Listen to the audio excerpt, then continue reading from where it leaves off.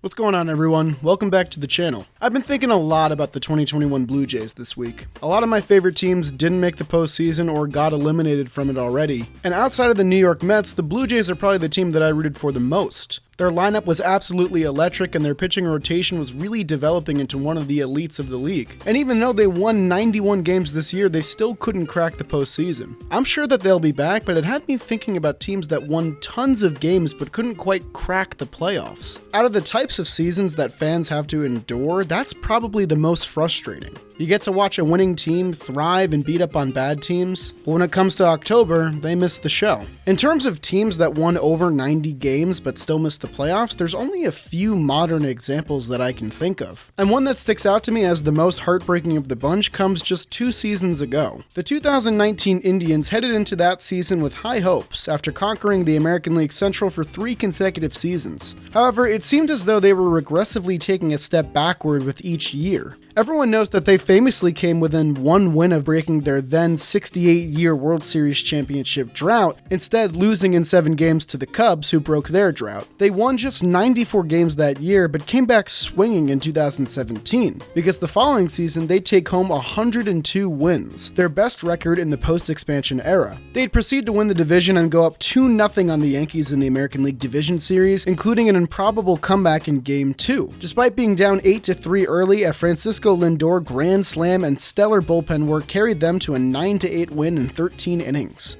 However, they'd score just 5 runs in the following 3 games, allowing the Yankees to come back and complete a 3-0 reverse sweep. 2018 was another successful year for the club, winning 91 games and a 3rd consecutive division crown, but their ALDS trip would be uncompetitive this time, getting swept out of the first round by the Houston Astros. This placed tense expectations on the 2019 season, which is the year we'll be talking about today. This 3-year stretch was their best since the mid-90s, when the club won 6 division titles in 7 years. The window wasn't completely closed on the Indians by any means, and many still favored them to win the Central a 4th season in a row, but time was certainly running out.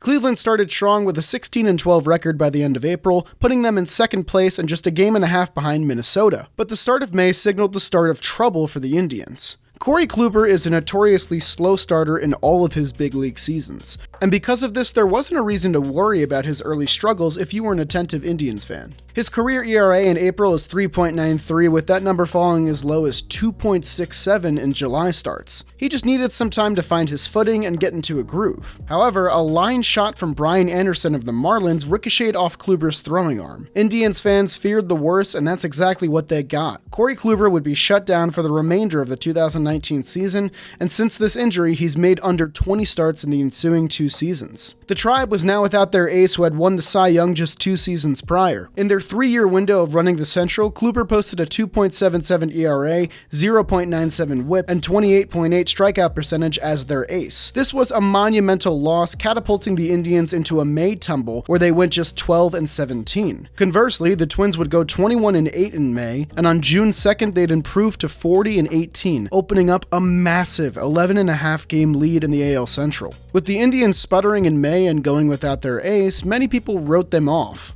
And this wasn't even the end of the bad news either. With the end of another month signaled another sidelining of a marquee Cleveland pitcher. Carrasco, who had struggled to a 4.98 ERA in 12 2019 starts, was diagnosed with leukemia. Carrasco had been with the team since 2009, a full decade at this point, and was part of the heart and soul of this team. Losing him for an unknown amount of time was an absolutely gut-wrenching blow that could have sunk this team for good. And of course, this led directly into a matchup with first-place Minnesota, their first series of the year. With all of these implications, Cleveland showed a lot of heart to kick off June. The Indians would win the first game handily 5-2, thanks to 7 stellar innings from their up-and-coming starter Shane Bieber and a 2-home-run game from Francisco Lindor. This win would get them back to 500 at 30-30. In Game 2, the Twins jumped out to a 5-1 lead in the top of the 3rd, but they did their best to climb back, and it'd be 7-5 after the top of the 7th. The Indians would strike back swiftly with clutch home runs from Jordan Luplow, who tied it, and Roberto Perez, who gave them an 8-7 lead, and put the game away as a 9-7 win. The Indians taking the series against Minnesota set the tone for June, and Cleveland would drop just 1 series in the entire calendar month, going 17-9 and making up significant ground. Rookie Oscar Mercado stepped up in June, posting an .844 OPS in his first full month on the roster. Carlos Santana smacked 8 home runs to go with an OPS of 1.006 in June as well.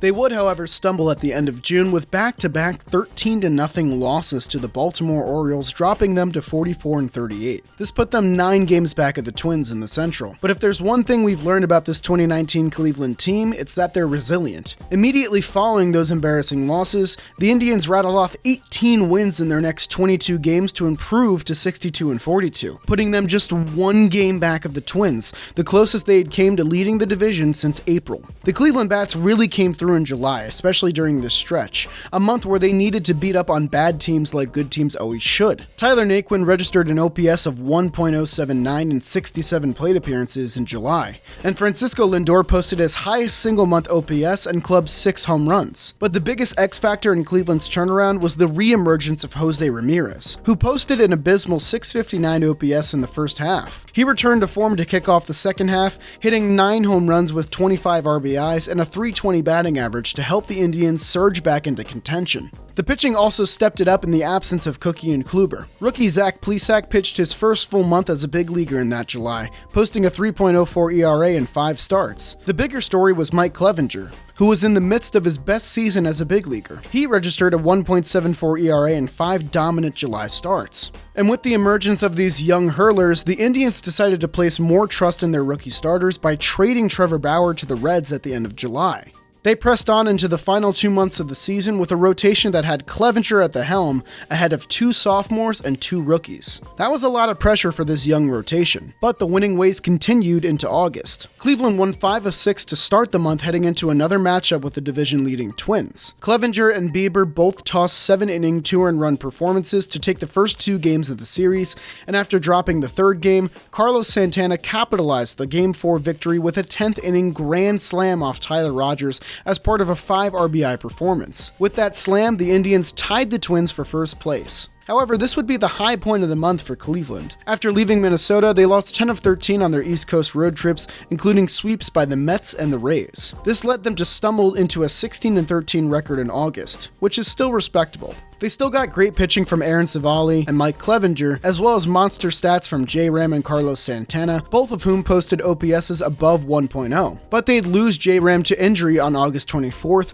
and would be forced to endure the last month of the season without their hottest hitter. Ramirez was just the tip of the iceberg for Cleveland's late-season injuries, as they'd lose him, Jordan Luplow, Tyler Naquin, Danny Salazar, and Tyler Olson all in a 2-week span. Looking back, that 16-13 record becomes a bit more impressive with context.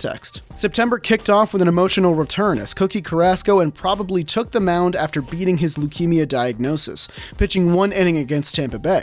After splitting a 4-game set with the White Sox to open the month, they once again beat up the Twins in Minnesota, taking 2 of 3 games, and would follow that up by winning 8 of their next 10 games. This put them at a record of 93-64, nearly 30 games over 500, but still 4 games back of the Twins with 5 to play. And this is when the wheels finally came off and luck finally ran out. The 2 teams went in opposite directions as Cleveland dropped all of their remaining 5 games while Minnesota won out to firmly clinch the Central Division. Cleveland still went 14-12 in September and had a winning record in each month except May. They even beat Minnesota in the season series, beating them 10-9.